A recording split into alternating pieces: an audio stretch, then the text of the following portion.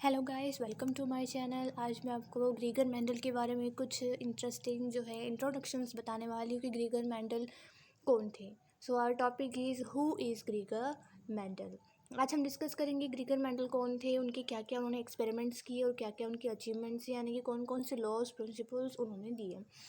तो ग्रीगर मेंडल जो है एक साइंटिस्ट थे जिनको फादर ऑफ जेनेटिक्स भी कहा जाता है, जिन्होंने बायोलॉजी की जेनेटिक्स की ब्रांच में बहुत सारी रिसर्च की है।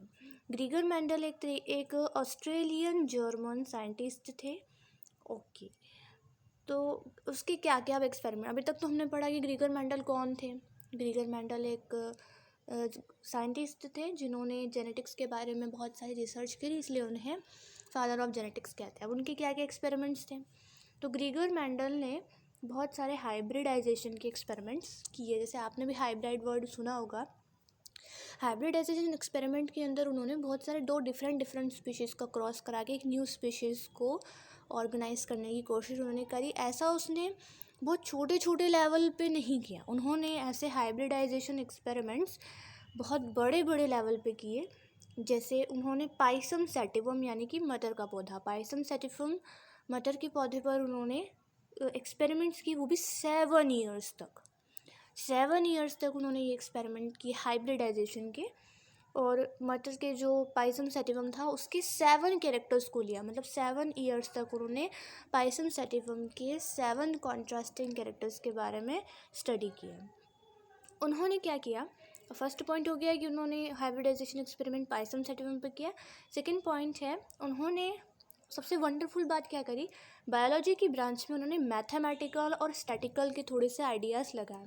मैथमेटिक्स से रिलेटेड मतलब उन्होंने कुछ आइडियाज़ को बायोलॉजी में अप्लाई किए। तो इस वजह से शुरू में उनके एक्सपेरिमेंट्स को थोड़ा कम समझा जाने लगा, क्योंकि इतना डेवलप नहीं समझा जाने लगा, क्योंकि इट्स अ मैथ्स। ओके, और मैथ्स को अगर साइंस में या बायोलॉजी में अप्लाई किया तो थोड़ी डिफरेंट क्रिएटिविटी होगी। उन्होंने कुछ रूल्स दिए थे इनहेरिटेंस के, यानी कि जेनेटिक्स के उन्होंने कुछ रूल्स दिए थे। Done experiments on contrasting characters, उन्होंने अपने सारे जो हाइब्रिडाइजेशन के एक्सपेरिमेंट्स किए थे वो सबसे मेन चीज़ है कॉन्ट्रास्टिंग कैरेक्टर्स के ऊपर किए थे, यानी कि अपोजिट कैरेक्टर्स पर किए थे। तो मैं आपको बताने वाली हूँ कि ये कॉन्ट्रास्टिंग कैरेक्टर्स क्या होते हैं। So let's get started. ये जो कॉन्ट्रास्टिंग कैरेक्टर्स होते हैं, कॉन्ट्रास्टिंग मतलब कि अपोजिट कैरेक्टर्स। तो अपोजिट कैरेक्टर्स उसने पी प्लांट में उन्होंने लिए, पी प्लांट में, राइट। तो यहाँ पर अगर आप देख सकते हैं डायग्रामेटिकली आपको दिख रहा है, कॉन्ट्रास्टिंग यानी अपोजिट कैरेक्टर्स होते हैं। तो यहाँ पर एक तरफ हमको थोड़े डिफरेंट कैरेक्टर्स दिख रहे हैं, दूसरी तरफ डिफरेंट कैरेक्टर्स दिख रहे हैं और उनका नाम दिख रहा है। अब कॉन्ट्रास्टिंग कैसे हुए ये कैरेक्टर्स, तो जैसे कि फर्स्ट है सीड का शेप। तो एक तरफ हम देखें तो सीड का शेप राउंड है और दूसरी तरफ व्रिंकल्ड है, तो ये दोनों कॉन्ट्रास्टिंग कैरेक्टर्स हुए। अब दूसरी तरफ है सीड का कलर, एक तरफ येलो कलर है, दूसरी तरफ ग्रीन कलर है, तो ये भी एक अपोजिट कैरेक्टर हो गया, दोनों सेम नहीं है, मतलब दोनों अपोजिट कैरेक्टर है। थर्ड है फ्लावर का कलर। अब यहाँ पर हम देखिए एक वायलेट और एक वाइट है। पॉड का शेप, यानी कि जो फली है उसका शेप एक फुल है और एक कॉन्स्ट्रिक्टेड थोड़ी सी सिकुड़ी हुई है ना। पॉड का कलर, एक तरफ पॉड का कलर हमको ग्रीन दिख रहा है यानी फली का रंग, और दूसरी तरफ हमको येलो दिख रहा है। फ्लावर का पोजीशन, एक तरफ हमको फ्लावर का पोजीशन एक्सियल दिख रहा है और एक तरफ हमको थोड़ा टर्मिनल दिख रहा है, ठीक है। अब यहाँ पर हमको देखें कितने कैरेक्टर्स हुए, 1 1 2 3 4 5 6 हुए, है ना। लेकिन उन्होंने 7 कैरेक्टर्स पर स्टडी की थी। तो 7th कैरेक्टर था प्लांट की हाइट, जो यहाँ पर डायग्राम आ नहीं पाया। तो प्लांट की हाइट एक तरफ उन्होंने ले ली टॉल हाइट और एक ले ली उन्होंने ड्वार्फ हाइट। टॉल यानी कि बहुत लंबा पौधे की हाइट, ड्वार्फ यानी कि थोड़ा टिकने पौधे की हाइट, ठीक है। तो इस तरीके से उन्होंने, इसको हम क्या कॉन्ट्रास्टिंग कैरेक्टर्स कहते हैं। कॉन्ट्रास्टिंग यानी कि अगर आप यहाँ पर ध्यान से देखें तो ये सारे कैरेक्टर्स आपको अपोजिट दिख रहे हैं। जो लेफ्ट साइड कैरेक्टर्स लिखे हैं वो राइट साइड के कैरेक्टर्स के अपोजिट है। मतलब इस तरीके से उन्होंने इन कॉन्ट्रास्टिंग कैरेक्टर्स के बीच में क्या कराया, हाइब्रिडाइजेशन करवाया, यानी कि क्रॉस करवाया, और इनसे एक नया कैरेक्टर बनाने के लिए उन्होंने इनके बीच हाइब्रिडाइजेशन किया। तो ये फर्स्ट पॉइंट क्लियर है, कॉन्ट्रास्टिंग कैरेक्टर्स क्या होते हैं। उन्होंने कौन सा प्लांट लिया, पी का प्लांट लिया, मटर का पौधा लिया, उन्होंने आर्टिफिशियल पॉलिनेशन किया, आर्टिफिशियल पॉलिनेशन यानी क्रॉस पॉलिनेशन, उन्होंने 7 कैरेक्टर्स लिए थे और 14 ट्रू ब्रीडिंग कैरेक्टर्स लिए थे।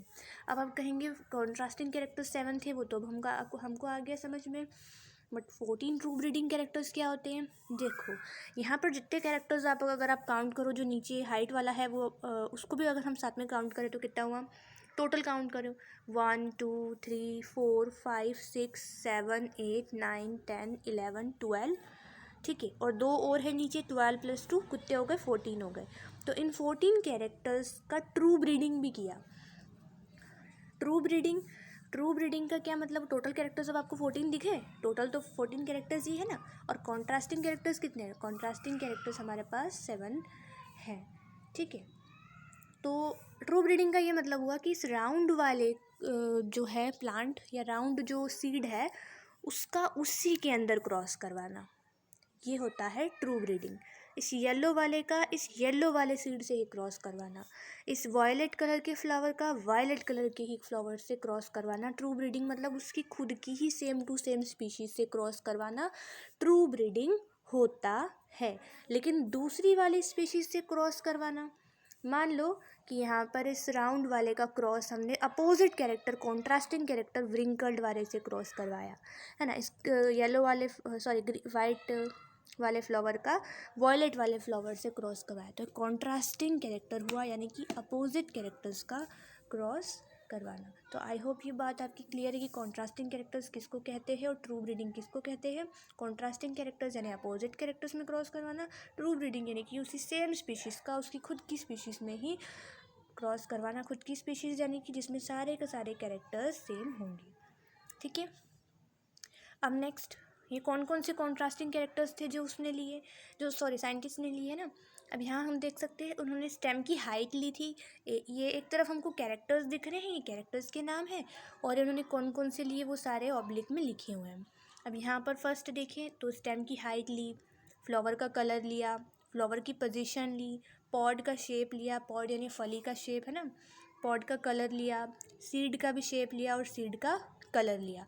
कौन कौन से कैरेक्टर्स थे वो भी लिखे, tall, dwarf, violet, white, axial, terminal. तो आप ये सभी कैरेक्टर्स को यहाँ पर देख सकते हैं, इन सभी कैरेक्टर्स को उन्होंने यहाँ पर लिया, मतलब ये सारे कॉन्ट्रास्टिंग कैरेक्टर्स थे जिनके ऊपर उन्होंने स्टडी करी। सिंपल सी बात है, इन सारे कैरेक्टर्स के ऊपर उन्होंने स्टडी करी 7 सालों तक, क्योंकि वो पौधा जब उगेगा तो उसको उगने में भी समय लगा, फिर इतने डिफरेंट कैरेक्टर्स का खुद से आर्टिफिशियल तरीके से पॉलिनेशन करवाना, फिर उसकी जनरेशन बनना, मतलब एक पौधे को उगने में तो कितना टाइम लगता है, फिर उनको क्रॉस वगैरह, तो ऐसे करते करते उनको पूरे 7 ईयर्स लग गए। और यहाँ पर 7 ये वाले सारे कैरेक्टर्स भी यहाँ पर 1 से 7 तक हम देख सकते हैं, ठीक है। तो ये सारे कॉन्ट्रास्टिंग कैरेक्टर्स थे, इन कैरेक्टर्स को हम देख सकते हैं ना। नेक्स्ट है मेंडल के अचीवमेंट्स, कि उन्होंने क्या क्या अचीवमेंट्स लिए, मतलब इन सब एक्सपेरिमेंट का और इतना सब कुछ करने का क्या रिजल्ट निकला। अचीवमेंट्स का ये मतलब है कि उनको ये सब करने से क्या मिला और क्या उनका अचीवमेंट था। तो इन सब अचीवमेंट्स को करने के बाद उनकी सबसे मेन चीज़ क्या थी, उन्होंने 3 अपने लॉ दिए या 3 प्रिंसिपल दिए जेनेटिक्स के, जो मोस्ट फेमस और मोस्ट इम्पॉर्टेंट है ना। तो ये फर्स्ट था लॉ ऑफ डोमिनेंस, है ना, सेकंड था लॉ ऑफ सेग्रीगेशन, थर्ड था लॉ ऑफ इंडिपेंडेंट असॉर्टमेंट, ठीक है। तो इन लॉज को हम नेक्स्ट वीडियोस में डिस्कस करेंगे। मैं आपको शॉर्ट में पूरा कंप्लीट एक और बार बता देती हूँ। फर्स्ट है फादर ऑफ जेनेटिक्स कौन है, मेंडल हैं, वो एक ऑस्ट्रेलियन जर्मन साइंटिस्ट थे। नेक्स्ट, उन्होंने हाइब्रिडाइजेशन एक्सपेरिमेंट किए कौन से प्लांट पे, पाइसम सेटिवम जो है पी प्लांट है। उन्होंने मैथमेटिक्स के कुछ लॉजिक्स को अप्लाई किया बायोलॉजी में, उन्होंने इनहेरिटेंस के लिए बहुत सारे लॉ लिए, और उन्होंने कॉन्ट्रास्टिंग कैरेक्टर्स का क्रॉस करवाया। हमने यहाँ पढ़ा उसने 7 कैरेक्टर्स लिए थे, हमने यहाँ पढ़ा उन्होंने 14 ट्रू ब्रीडिंग कैरेक्टर्स लिए थे, है ना। और उन्होंने इन सब पे क्या कराया, क्रॉस पॉलिनेशन यानी आर्टिफिशियल पॉलिनेशन। उन कैरेक्टर्स का नाम आपको लिस्ट में दिख रहा है। उन्होंने हमको 3 लॉज दिए थे, law of dominance, law of segregation and law of independent assortment. तो अगर आपको मेरा वीडियो अच्छा लगा हो तो आप लाइक शेयर कमेंट कर सकते हैं। Okay, thank you so much for watching my video. Thank you guys, bye bye.